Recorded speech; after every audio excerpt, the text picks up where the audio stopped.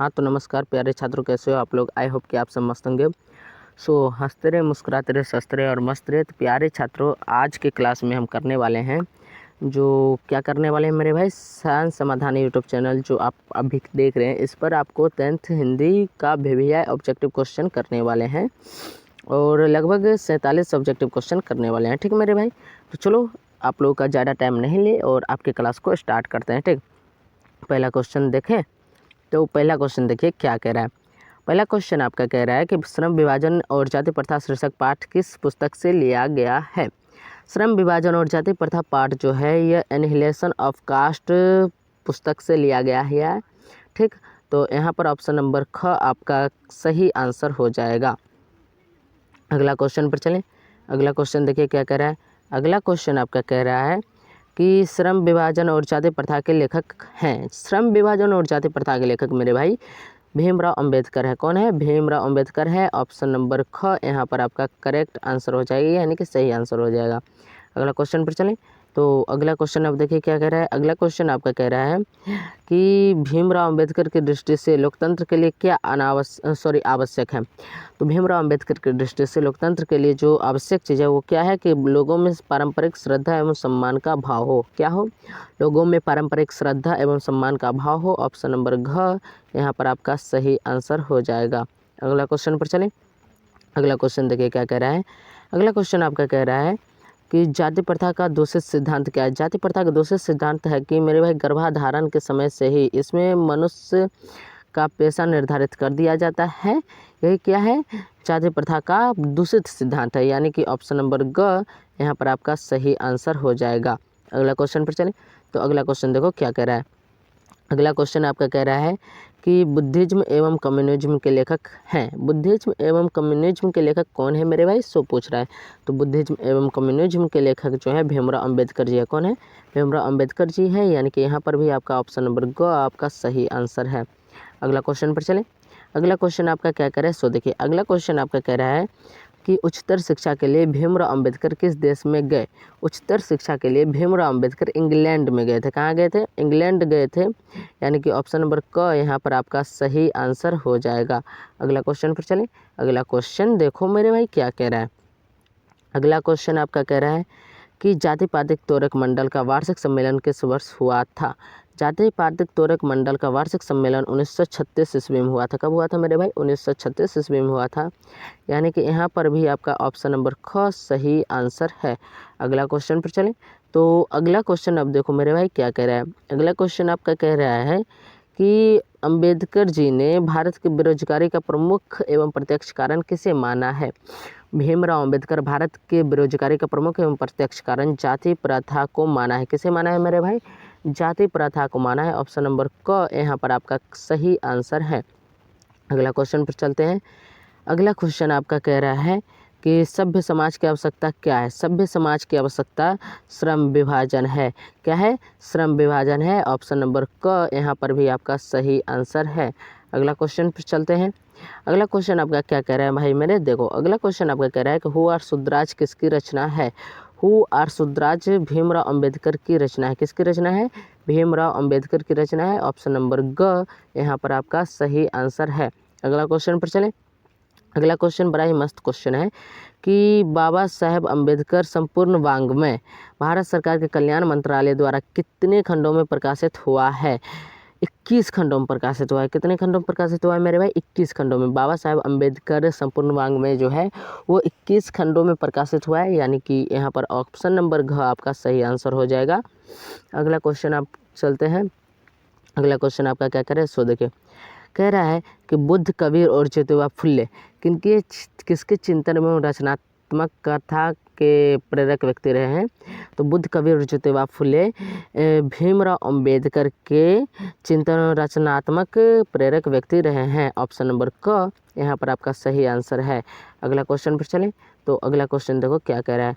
अगला क्वेश्चन आपका कह रहा है कि काम तो कासू बाबू का ही मालूम पड़ता है, इधर ही खेल रहे थे। यह किसने कहा? तो यह बात जो है ना सोफर ने कहा था। किसने कहा था मेरे भाई? सोफर ने कहा था, यानी कि यहाँ पर ऑप्शन नंबर ख आपका सही आंसर हो जाएगा। अगला क्वेश्चन पर चलते हैं। देखो मेरा भाई अगला क्वेश्चन क्या कह रहा है। अगला क्वेश्चन आपका कह रहा है कि किसने लपक कर मदन को हाथों से उठा लिया। तो तो गिरधर लाल जो है, गिरधर ने मदन को लपक कर हाथों से उठा लिया था। ऑप्शन नंबर ग यहाँ पर आपका सही आंसर हो जाएगा। अगला क्वेश्चन पर चलें। तो अगला क्वेश्चन देखो मेरे भाई क्या कह रहा है। अगला क्वेश्चन आपका कह रहा है कि मदन पड़ोसियों के आवारागढ़ छोकरों के साथ क्या कर रहा था। मदन पड़ोसियों के आवारागढ़ छोकरों के साथ लट्टू नचा रहा था। क्या कर रहा था मेरे भाई? लट्टू नचा रहा था। ऑप्शन नंबर घ यहाँ पर आपका सही आंसर है। अगला क्वेश्चन पर चलें। अगला क्वेश्चन देखो क्या कह रहा है। अगला क्वेश्चन आपका कह रहा है कि मैक्स मूलर का जन्म कब हुआ था। मैक्स मूलर का जन्म कब हुआ था मेरे भाई? 6 दिसंबर 1823 ईस्वी को मैक्स मूलर जी का जन्म हुआ था। ऑप्शन नंबर ख यहाँ पर आपका सही आंसर हो जाएगा। अगला क्वेश्चन पर चलें। अगला क्वेश्चन देखो क्या कह रहा है। अगला क्वेश्चन आपका कह रहा है कि हितोपदेश का जर्मन भाषा में अनुवाद किसने प्रकाशित करवाया। हितोपदेश का जर्मन भाषा में अनुवाद जो है मैक्स मूलर ने जो है प्रकाशित करवाया था। किसने? मैक्स मूलर ने प्रकाशित करवाया था। ऑप्शन नंबर ग यहाँ पर आपका सही आंसर है। अगला क्वेश्चन पर चलें। अगला क्वेश्चन देखो क्या कह रहा है। अगला क्वेश्चन आपका कह रहा है कि मैक्स मूलर के अनुसार उनके यहाँ प्रचलित कहावतों और दंत कथाओं का प्रमुख स्रोत किसे माना जाने लगा है।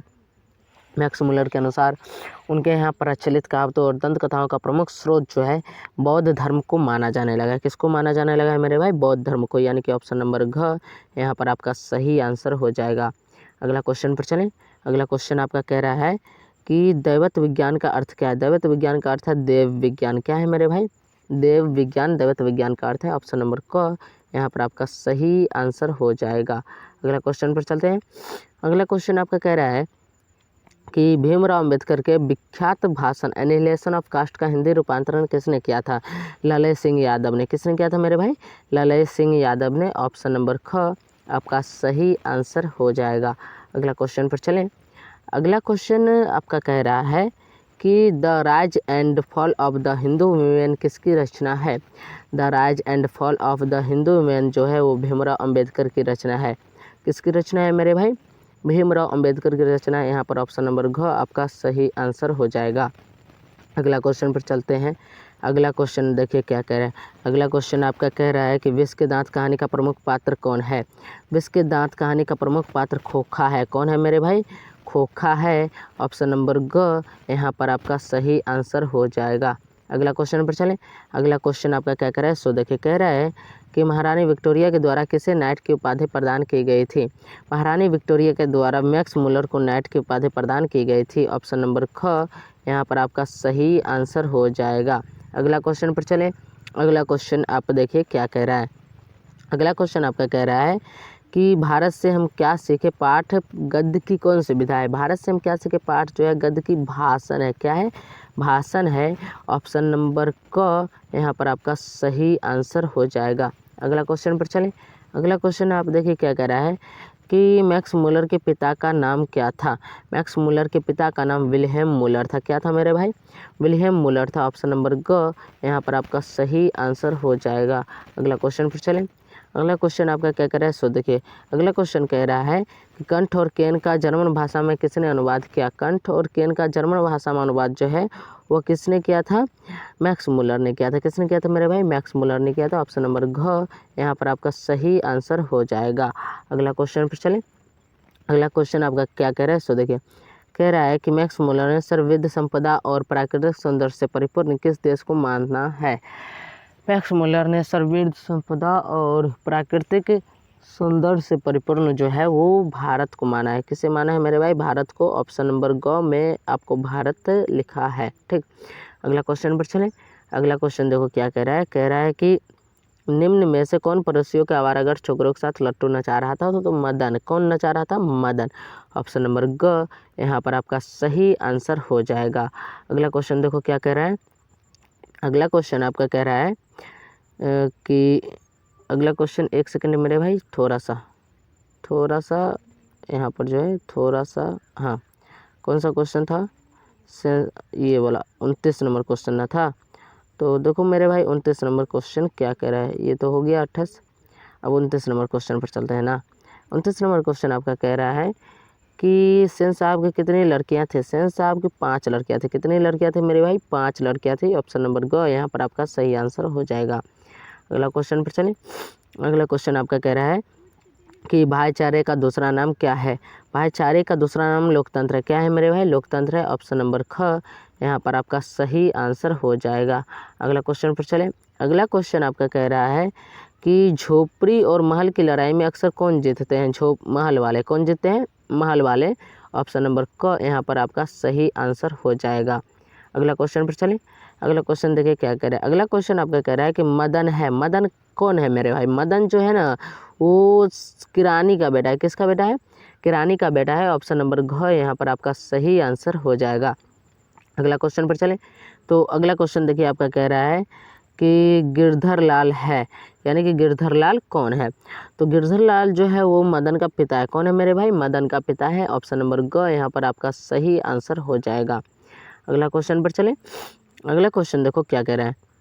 अगला क्वेश्चन आपका कह रहा है कि विष के दांत कहानी किस वर्ग के अनेक अंतर्विरोधों को उजागर करती है? विष के दांत कहानी जो है वो मध्यम वर्ग के अंतर्विरोधों को उजागर करती है। ऑप्शन नंबर क यहाँ पर आपका सही आंसर हो जाएगा। अगला नंबर क्वेश्चन चले। तो अगला नंबर क्वेश्चन आपका कह रहा है कि किसके संबंध में कहा गया है नाउम्मीद बुढ़ापे की आंखों का तारा? नाउम्मीद बुढ़ापे की आंखों की तारा जो है वो खोखा के संबंध में कहा गया है। किसके संबंध में? खोखा के संबंध में। ऑप्शन नंबर क यहाँ पर आपका सही आंसर हो जाएगा। अगला क्वेश्चन पर चले। अगला क्वेश्चन आपका क्या कह रहा है सो देखो। कह रहा है कि विष के दांत शीर्षक कहानी में बंगले का पिल्ला किसके लिए प्रयुक्त हुआ है? बंगले का पिल्ला जो है धनवान पुत्र के लिए प्रयुक्त हुआ है। किसके लिए प्रयुक्त हुआ है मेरे भाई? धनवान पुत्र के लिए प्रयुक्त हुआ है। ऑप्शन नंबर ग यहाँ पर आपका सही आंसर हो जाएगा। अगला क्वेश्चन पर चले। अगला क्वेश्चन आपका कह रहा है कि पठित पाठ के आधार पर बताइए कि मोटर कार को खतरा किससे हो सकता है? मोटर कार को जो है खतरा जो है वो खोखा से हो सकता है। किससे हो सकता है? खोखा से हो सकता है। ऑप्शन नंबर घ आपका सही आंसर हो जाएगा। अगला क्वेश्चन पर चलें। अगला क्वेश्चन आपका क्या कह रहा है सो देखिए। कह रहा है कि नलिनी विलोचन शर्मा का जन्म कब हुआ था? नलिनी विलोचन शर्मा का जन्म कब हुआ था मेरे भाई? फटाफट से बताना। तो नलिनी विलोचन शर्मा का जन्म जो है वो 18 फरवरी 1916 को हुआ था। कब हुआ था मेरे भाई? 18 फरवरी 1916 को हुआ था। ऑप्शन नंबर क आपका सही आंसर है। अगला क्वेश्चन पर चलें। अगला क्वेश्चन आपका कह रहा है कि गिरधर लाल सेन साहब की फैक्ट्री में क्या था? गिरधर लाल सेन साहब की फैक्ट्री में किरानी था। क्या था? किरानी था। ऑप्शन नंबर ग आपका सही आंसर है। अगला क्वेश्चन पर चलें। अगला क्वेश्चन आपका क्या कह रहा है? कह रहा है कि मदन किसका बेटा है? मदन जो है वो गिरधर लाल का बेटा है। किसका बेटा है? गिरधर लाल का बेटा है। ऑप्शन नंबर घ आपका सही आंसर है। अगला क्वेश्चन पर चलें। अगला क्वेश्चन आपका कह रहा है कि सेन साहब की नई मोटर कार किस रंग की है? सेन साहब की नई मोटर कार काले रंग की है। किस रंग की है? काले रंग की है। ऑप्शन नंबर क यहाँ पर आपका सही आंसर हो जाएगा। अगला क्वेश्चन पर चलते हैं।